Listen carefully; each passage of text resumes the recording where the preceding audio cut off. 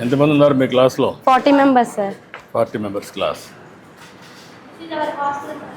Hostel క్లీన్గా ఉందా? ఈరోజు నేను వచ్చాను, క్లీన్ చేశారా? క్లీన్గానే ఉంటుంది సార్ రోజు. ఎప్పుడు క్లీన్గా ఉంటుందా? Yes sir. ఇదేనా? Yes sir, this is our house room sir.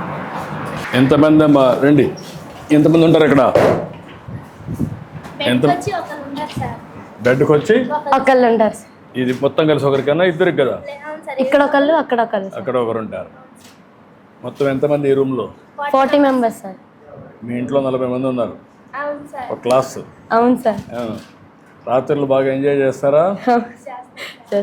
చేస్తాం సార్. గుడ్. క్లీన్గానే ఉంది.